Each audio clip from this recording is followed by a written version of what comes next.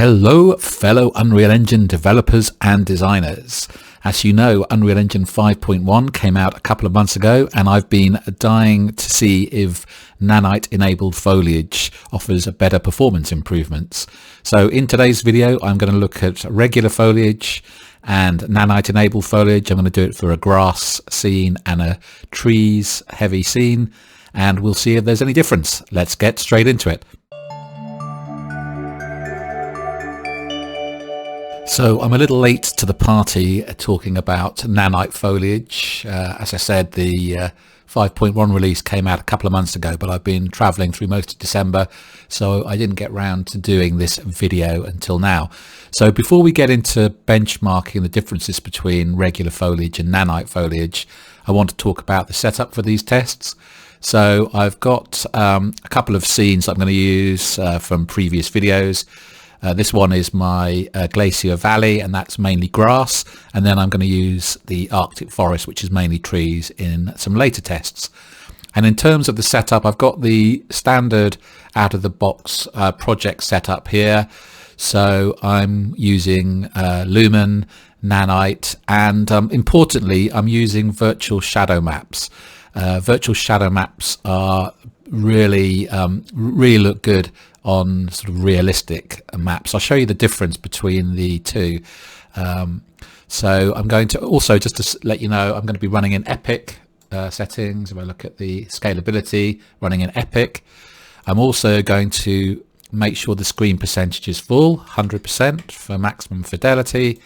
And let me just show you the difference between virtual shadow maps and regular shadow maps. So if I go into the project settings here and search for shadow,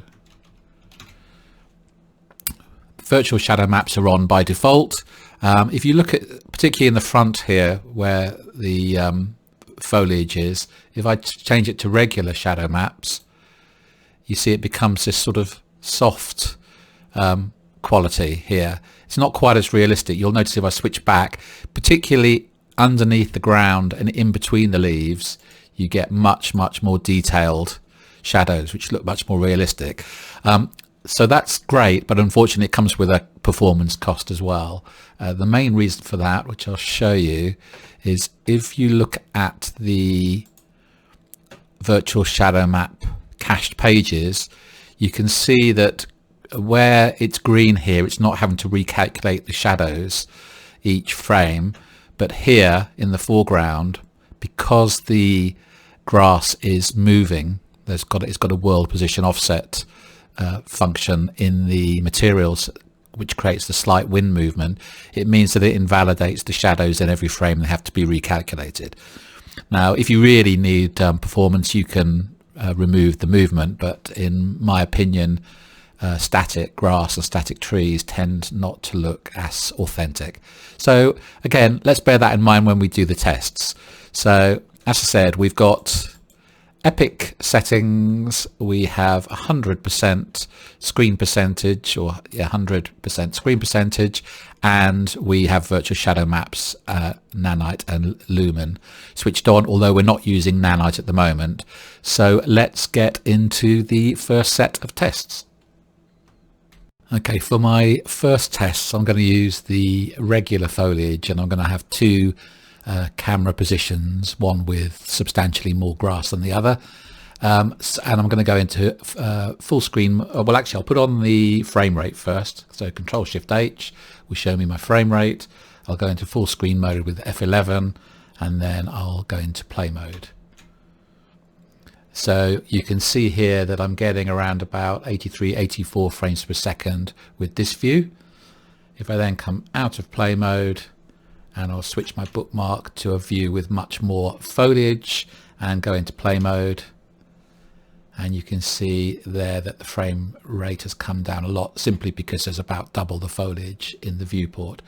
So we'll make a note of those two versions and then we'll be able to compare those with the Nanite enabled foliage in a moment. Now another thing I'm going to try is if you've seen one of my earlier videos on virtual shadow maps, you saw that for non-Nanite foliage there was this console command that increased the performance of the shadows without really changing the visual fidelity too much. It was this include in course pages console command. So I'm going to try that. Let's go back to bookmark 1, and if I go to console commands, it was this one here, r.shadow.virtual.non-nanite.include in course pages 0. So if I execute that and then go into full screen mode and play mode, interestingly, there isn't any difference. It was 84 frames per second before this command, 84 frames per second. So I'm wondering if they have now enabled that by default for non-nanite foliage in the projects. So that used to be a way of improving the performance of the foliage, and it seems to be enabled by default in the engine. So that's a good thing, I think, but it'll be interesting to compare that with the frame rate when we've got the nanite foliage, which doesn't take advantage of that command. So let's now look at the nanite version of foliage, and then we'll compare these frame rates. Alright, so now we're going to convert our foliage to nanite and then do the same benchmarks, and then we can compare them. So I've got two grass types on my landscape here. If I go into my grass meshes, I will change both of these. So this is the first one. So what I'm going to do is enable nanite support and preserve area. The preserve area you might have seen in other videos. It just makes sure that the foliage and the leaves around the edges works properly, especially for distant items. So let's save that one, and then also the other ones down here. Same thing, enable nanite support, preserve area, save. Okay, and sometimes, I don't know if you'll get this or not, sometimes I've noticed that it doesn't refresh straight away here. So the easiest way for this is to go into one of the assets or the landscape grass type and just change an element and then resave it, and that seems to refresh everything here. So there, now it's been redone here. So visually it looks the same to my eyes. So even though it's now nanite foliage, in fact we can check it's nanite foliage. If we go into the nanite visualization triangles, you can see here that the foliage here is showing up on the nanite visualization. So that's definitely nanite now.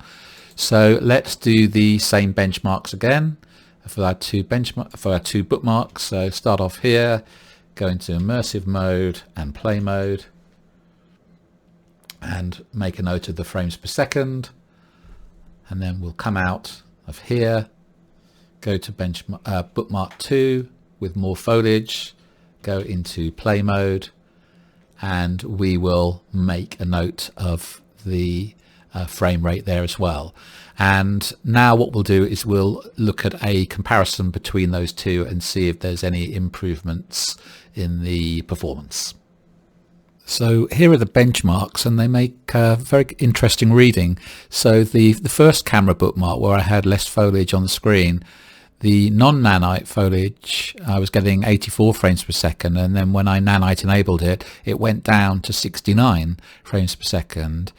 But then in the second camera viewpoint, where I had more grass on screen, they were about the same. So the non-nanite was 45 and the nanite was about 45, 46, so identical. So that's got me thinking, if I add more grass on the scene, will the non-nanite one come down more and the nanite one actually improve over the non-nanite? So let's do another test in that scene and see if that's the case.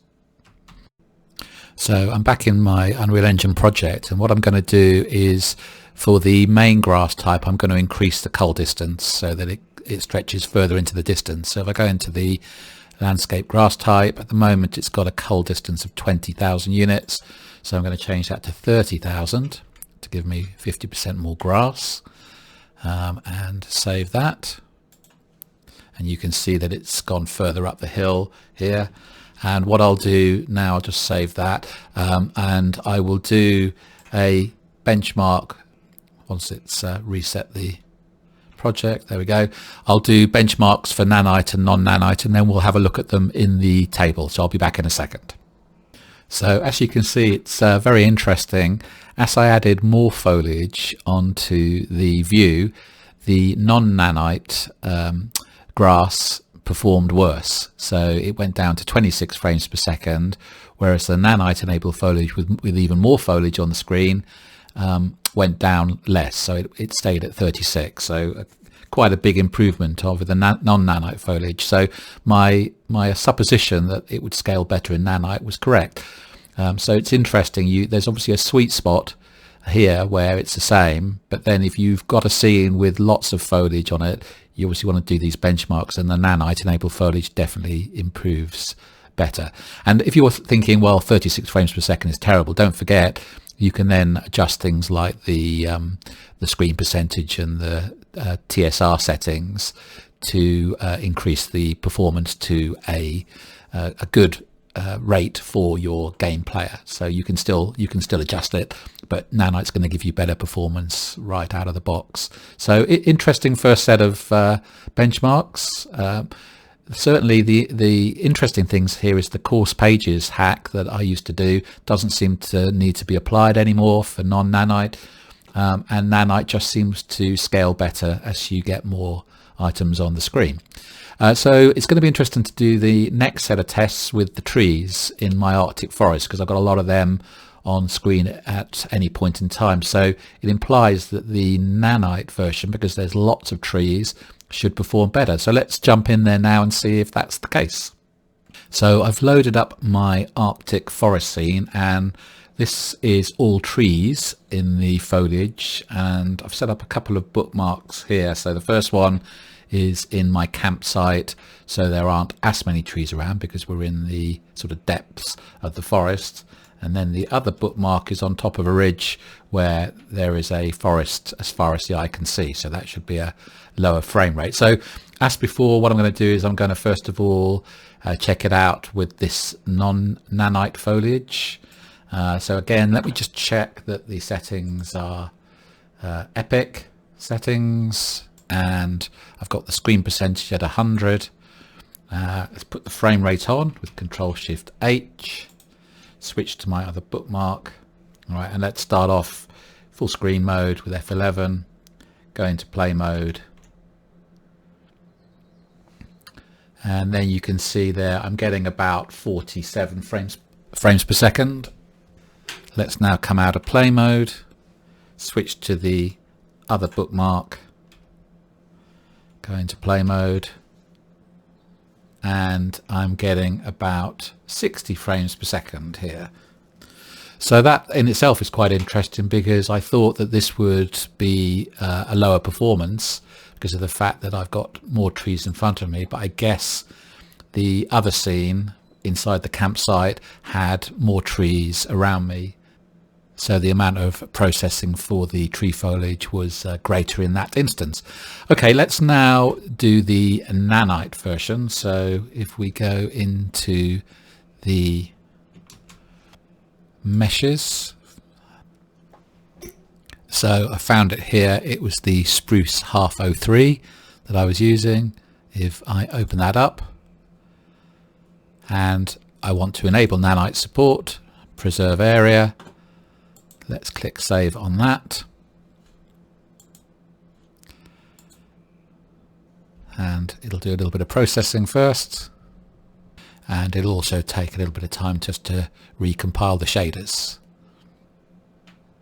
And now the shaders have compiled, everything looks the same, which is good.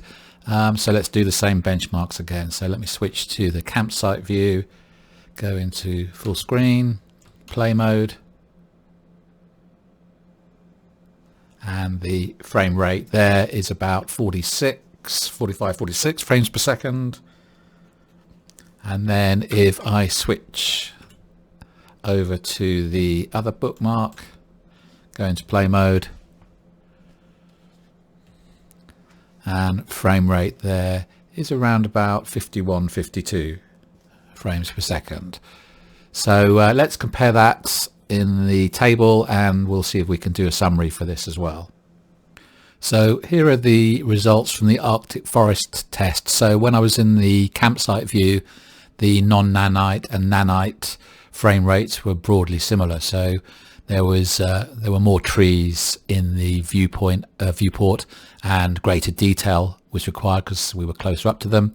And then on the ridge where we had a view over the forest, it was better in the non-nanite view than the nanite view. But this is similar to the previous scene with the Glacier Valley. So I suspect, again, if we had denser trees close up, then I think nanite would win out on that in terms of drawing more quickly. I'll do another test offline to see if that's the case, but I'm pretty sure that will be the end result. So it's only semi-scientific, these benchmarks. It was just really a test for my own edification, but I think you definitely want to do some comparisons between the two. My takeaway from this would be, if you have a small amount of foliage on screen, I would just leave it as non-nanite.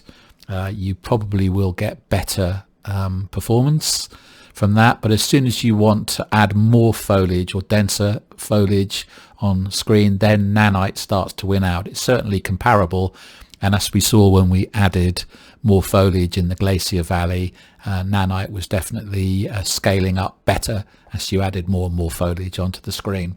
So I'm sure they're only going to improve nanite as well over time, because there's been so much investment from Epic Games into both nanite and lumen and virtual shadow maps that I'm sure they're going to continue to develop those as we go forward. So definitely, unless there's a reason not to, let's use nanite foliage going forward. So I hope you found today's video useful, and I will see you in the next one.